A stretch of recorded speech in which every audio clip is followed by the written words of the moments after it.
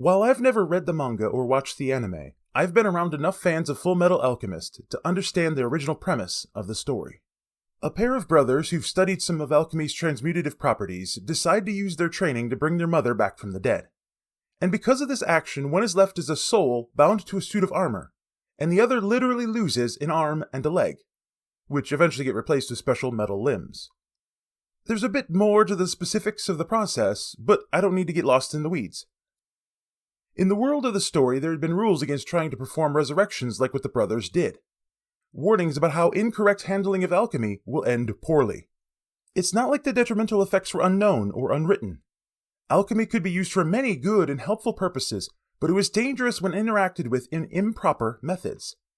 So when the brothers chose to disregard the warnings, in the hope of finding joy with the raising of their mother, they instead found a costly detriment, a price they had been unprepared to pay. Their story continues from there to find a method of returning themselves to wholeness. But this idea of interacting properly with something powerful, lest a dire cost be paid, can help us better understand the events recorded in the passage for this sermon from 2 Samuel chapter 6 in our series called A Song of Failures and Hope. Though I want to be careful because I'm not equating God with magic. The purpose of the introductory illustration is meant to begin the shift of perspective that many among us might need when it comes to this passage that includes events we might want to question God about. The whole chapter is about proper and worshipful interaction with God, and specifically the Ark of the Covenant, that represents his throne's footstool. When we mishandle the good that God has for us, it may cost us more than one whole body along with an additional arm and leg. But when we interact with God in the manner that he has commanded, then joy can be experienced.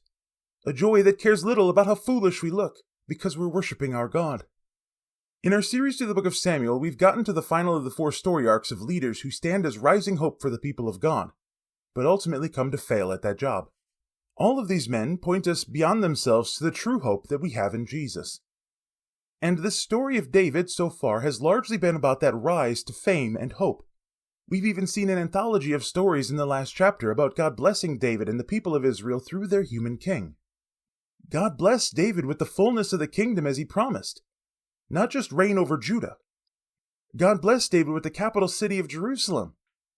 God blessed David with a physical house.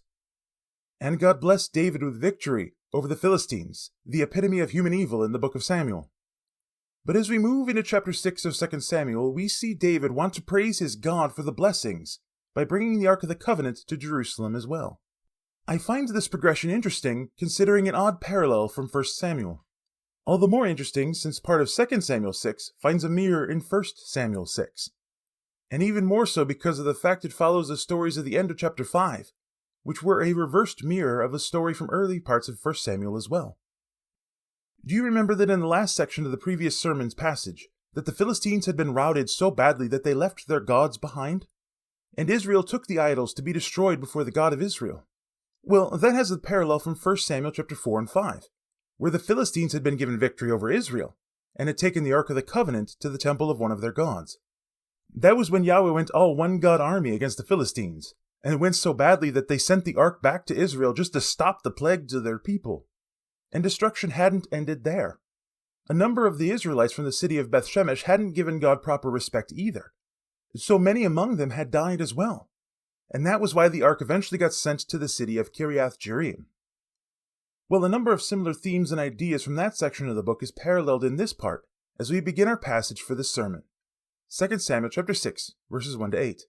David again gathered all the chosen men of Israel, 30,000. And David arose and went with all the people who were with him from Baal-Judah to bring up from there the ark of God, which is called by the name of the Lord of hosts, who sits enthroned on the cherubim. And they carried the ark of God on a new cart and brought it out of the house of Abinadab, which was on the hill. And Uzzah and Ahio, the sons of Abinadab, were driving the new cart with the ark of God. And Ahio went before the ark. And David and the house of Israel were making merry before the Lord, with songs and lyres and harps and tambourines and castanets and cymbals. And when they came to the threshing floor of Nacon, Uzzah put out his hand to the ark of God and took hold of it, for the oxen stumbled. And the anger of the Lord was kindled against Uzzah, and God struck him down there because of his error, and he died there beside the ark. And David was angry, because the Lord had burst forth against Uzzah. And that place is called Perez Uzzah to this day. And some of you probably wondered why I used that opening illustration of a pair of brothers mishandling something powerful and having to pay a dear cost for it. Anyway, there are a lot of interesting connections in this part of the passage with other parts of Samuel and beyond. So let's take them one step at a time. David wanted to bring the Ark of the Covenant to Jerusalem, in part because he wanted to bring the true king of Israel to the place where the human king of the nation also dwelt. And so David gathered Israel's army to be the procession for the Lord of hosts, the God of armies amidst his marching troops. And so the army gathered together with their God in a place called Baal Judah. The parallel account of this event found in 1 Chronicles helps us understand that Baal Judah is another name for Kiriath Jearim, the place where it had been sent to all the way back in 1 Samuel chapter 6. So the ark had been left in the same city since the day that the Philistines had returned it. And that was early in the prophetic ministry of Samuel. We've gone through Samuel's life and the entire 40-year reign of Saul, plus at least 7.5 years of David's reign. The ark had been seemingly neglected for quite some time. And so it was time for the representation of God's throne to return to the central place among the people of Israel. But the question arose, how could they get the ark back to Jerusalem? And that is when someone comes up with what I am sure they thought was a brilliant idea. I kind of see one of those really old people in the town who had remembered that the ark had arrived on a cart that had never been used for anything else. And as he explained how it arrived, everyone was like, all right, that's how we're going to do it. Though, you see, that was just the way that the Philistines had chosen to go. God had already prescribed the way for the Israelites to move the ark. The ark came with poles that went into its rings for a reason. A specific family among the Levites, namely the Kohathites, were those commanded by God to be the only people to be able to touch the poles, to carry it by the poles. And no one was supposed to touch the ark itself. It was to be regarded as holy as Yahweh himself is holy. Nothing unclean should touch it. So why didn't David's advisors remind the king of this standard procedure given by God? Probably the same reason why Saul had absolutely nothing to do with this holy item at all. The Israelites had already lost much of the reverence for God that was supposed to be instilled in their ancestors. Although it's not like any of those earlier Israelites had it all that right either. Regardless, the teaching of the law had already failed the people. So the standard procedure was believed to be the manner in which the Philistines, the representation of human evil in the book of Samuel, had decided to do it. I feel like I'm almost obliged now to pause for a second and remind us that whenever we fail to continue speaking, teaching, explaining, and applying God's commands and ways, the ungodly will always be right there, perverting and distorting the truth. It's of utmost importance, deadly importance, that we continue to take our cue from the Word of God, from His directly written commands, instead of whatever it is that our sinful culture says, or whatever cultures around us say. Their ways, the ways of those nations, those peoples, those ungodly peoples, the things that seem good for them to do, those things will lead us only to death and destruction.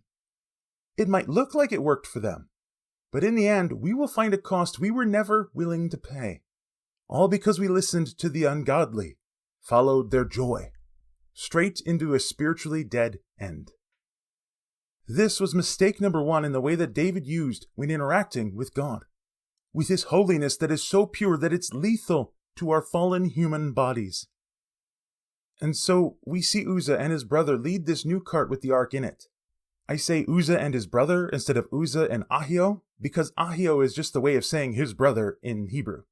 Since part of me doubts that anyone would ever name their child his brother, I'm going to disagree with the English translations and take a cue from the Greek translation of the Old Testament, where the Greek uses his brother to say just that. Anyway, Uzzah and his brother lead this new cart towards Jerusalem. Along the less than 20 miles to Jerusalem, the people of Israel, along with David, celebrated and praised God. A whole marching band of praise and worship directed at their God paraded along the way. People were probably singing and dancing all the way too. I'm sure that more than one person wept as they lifted their hands in praise. But then, most of the way to their destination, seemingly the last leg, that's when the ox pulling the cart hit a pothole. The beast stumbled. The army and the band both gasped at the sight. A collective of sharply inhaled air. And Uzzah did his best impression of a parent throwing an arm out to hold their child during a sudden hit of the brake. Only his precious cargo was more holy than any child could ever be.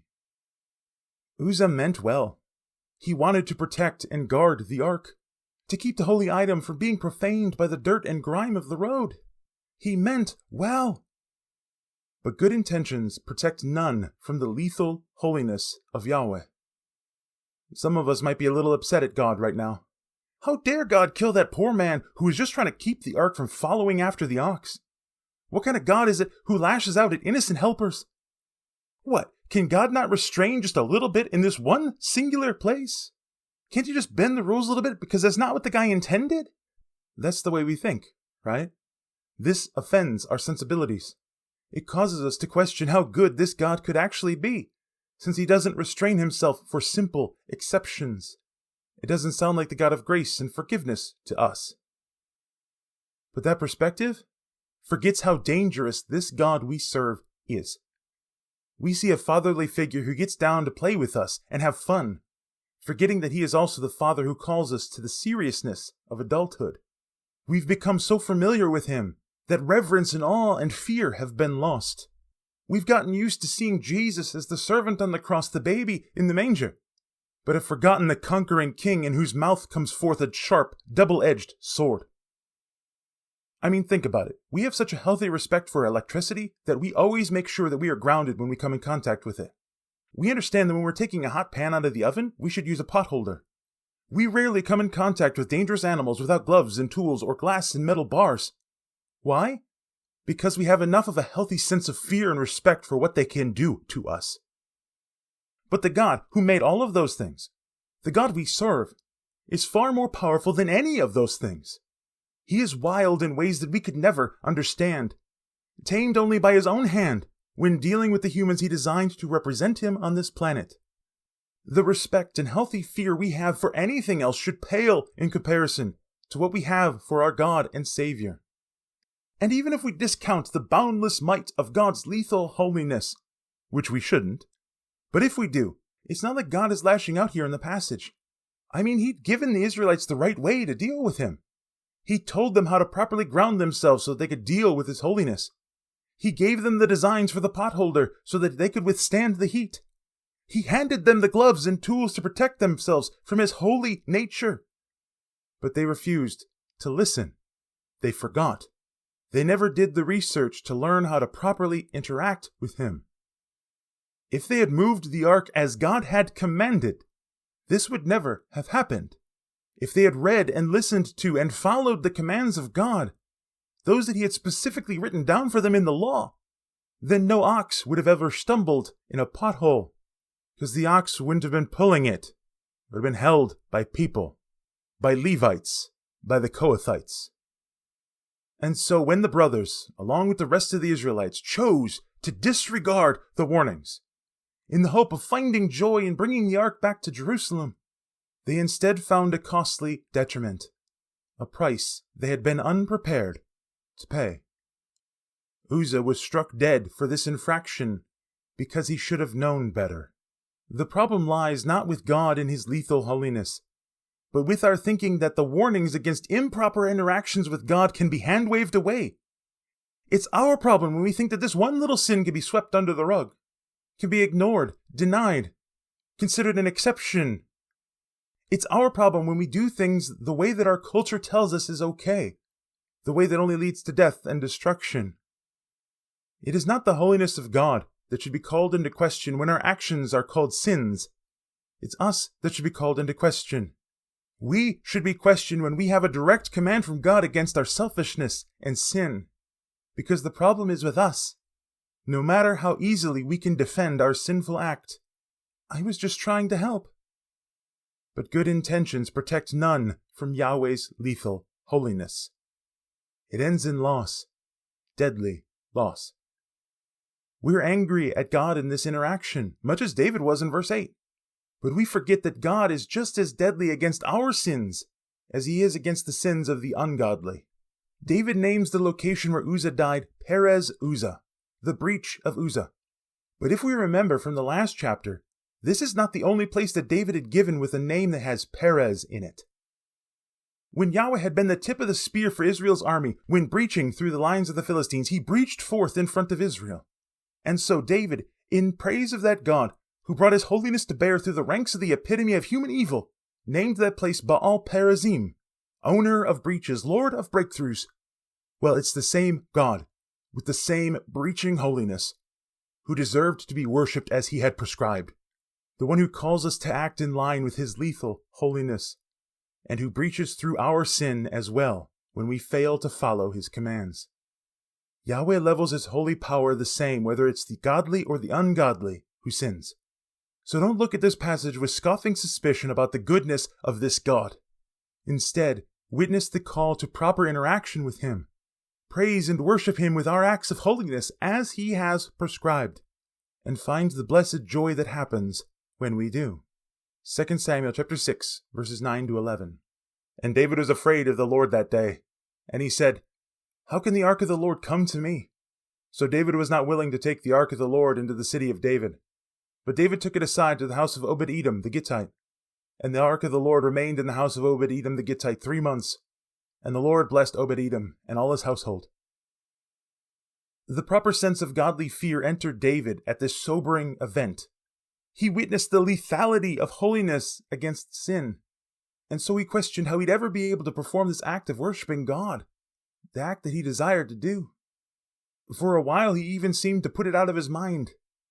But while David became unwilling, for a while, to bring the ark into his city, there was a man who allowed the ark to come under his roof. And there are a few interesting things about this Obed-Edom the Gittite. First, I find his name interesting, because it means servant of Edom. What was someone whose name declared service to a foreign power doing in the land of Israel? And why would anyone trust him with the ark? But secondly, and more importantly, he was a Gittite. Now, I'm going to be honest, even I didn't know what that meant until I read a couple of commentaries. A Gittite is what you'd call a person from Gath. That would make him a Philistine dwelling in the land. Probably divorced from his people, but still, a Philistine? At the very least, we'll see when we get to 2 Samuel chapter 15 that David had some Philistine mercenaries among his army's ranks. So this might be one of them, but we can't be certain.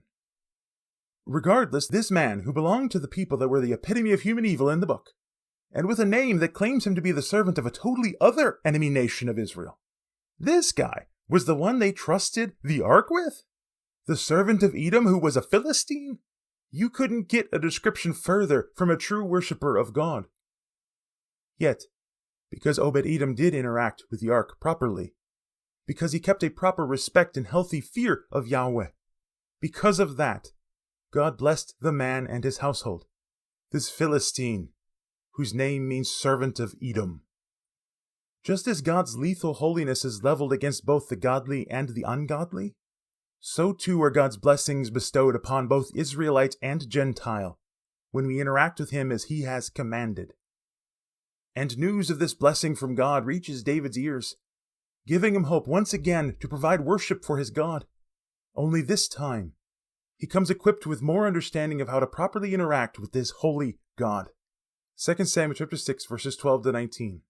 And it was told David, "The Lord has blessed the house of Obed-Edom and all that belongs to him because of the ark of God."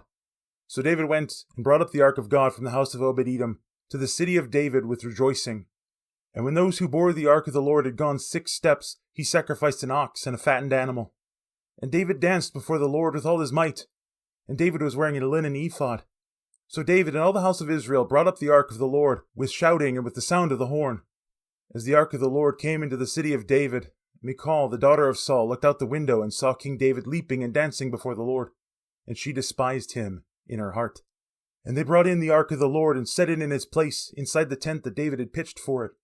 And David offered burnt offerings and peace offerings before the Lord. And when David had finished offering the burnt offerings and peace offerings, he blessed the people in the name of the Lord of hosts, and distributed among all the people, the whole multitude of Israel, both men and women, a cake of bread, a portion of meat, and a cake of raisins to each one. Then all the people departed, each to his house. News of God's blessing in the place of the ark's resting spot renewed David's desire to bring the ark back to Jerusalem. And so they went down once again to perform the task. And notice in verse 13, it wasn't an ox who carried the ark this time. No, there were people bearing the holy item. In the 1 Chronicles parallel, it tells us that they were priests. It was likely during the interim between the breach of Uzzah and this second attempt that David had some people do the research about the proper way to interact with the ark. He went back to the Word of God to find the right way, instead of just doing things the Philistine way. the way of God's commands, not the way of the culture around us.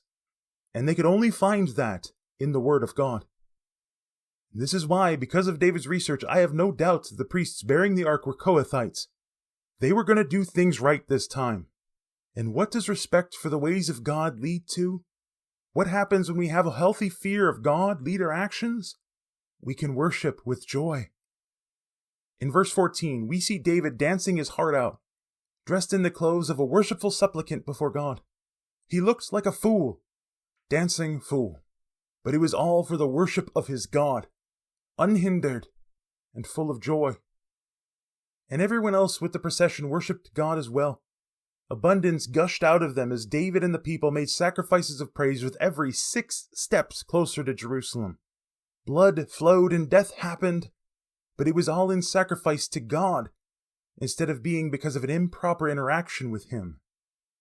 Then, when they got to the city, the ark was placed in a special tent that David had commissioned to be made for it. And more sacrifices were made, whole burnt offerings for the sins of the people, and peace offerings meant to remind them of the relationship of peace, the fellowship between them and God. Peace offerings are one of the few sacrifices where the offerer participated in eating the meat. Thus the people feasted, and David joined his God in spreading the blessing to the people. He gave each person, man and woman, a cake of bread, a hunk of meat, and a cake of raisins. Basically a whole meal for each person, including dessert. They sang and danced and feasted and worshipped and praised their God. The joy that came from properly worshipping their God filled them all. Well, most of them. You might have noticed that I skipped verse 16's information about Michal, the daughter of Saul, and her despising of her husband, the husband that she once had loved dearly. If you remember that I often reminded us earlier in the series that Saul's main point of sin was his continual stance of seeking public opinion. He always wanted to save face, even if it meant going against God's ways. He sought whatever would make the people like him better, instead of God's ways. Well, there's a reason why the author of this chapter almost always refers to Michal with the epitaph, the daughter of Saul. That apple didn't fall far from that tree. When the nations saw God's presence among them, when they worshipped and sang and praised God, all that Michal could see was their king acting like a dancing fool, instead of the boundless worshipper of his God that he was. And this issue comes to a head when David returns from the day's festivities. 2 Samuel chapter 6, verses 20 to 23. And David returned to bless his household. But Michal, the daughter of Saul, came out to meet David and said, "How the king of Israel honored himself today, uncovering himself today before the eyes of his servants, female servants, as one of the vulgar fellows shamelessly uncovers himself." And David said to Michal, "It was before the Lord, who chose me above your father and above all his house, to appoint me as prince over Israel, the people of the Lord. And I will make merry before the Lord. I will make myself yet more contemptible than this, and I will be abased in your eyes. But by the female servants of whom you have spoken, by them I shall be held in honor." And Michal, the daughter of Saul, had no children to the day of her death. This is one last example of someone improperly interacting with God and his lethal holiness. As soon as David comes through the door, all sweating and red-faced from joy, he comes face to face with the scowl and the crossed arms of Michal. She snarls at him about the frivolities. He's supposed to be a king, not some common street dancer. Not one of those lewd dancers who shakes their booty to entice and excite the women around him. In reaction, David drops a truth bomb onto Michal. "Oh, you want me to be like your father? Be all aloof and reserved? You want me to seek the public opinion over the ways of God, too, huh? You do remember that that's the reason why God chose me over him." David's words hold no truth back. There is a reason why God rejected Saul and chose David to be king. That's because Saul failed to realize his mistakes. When he'd failed to do things God's way, Saul just doubled down into his self-seeking face-saving.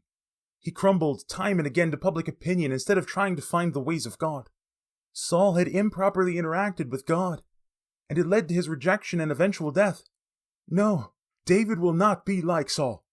David's dancing and joy were in worship to God. He wasn't thinking about how foolish he looked in front of everyone else, how wasteful he was in going overboard with sacrifices every 6 steps. It was for the worship of the God who had done so much for David. So of course he'll play the fool for God. And David admits that he'll play an even bigger fool for his God. Regardless of how much contempt Michal throws his way, God will bless David for his worship, his proper worship. And the people, those servant girls whom Michal was so concerned about, they'll think all the more highly of David for the foolish worship of Yahweh, because he's leading them in truth. When we get to verse 23, we see another death caused by this improper interaction with the holy God.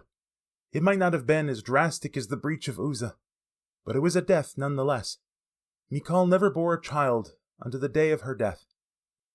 The line of Saul that she wanted to keep alive failed, at least through her, because there would be no grandchild of Saul that came from her.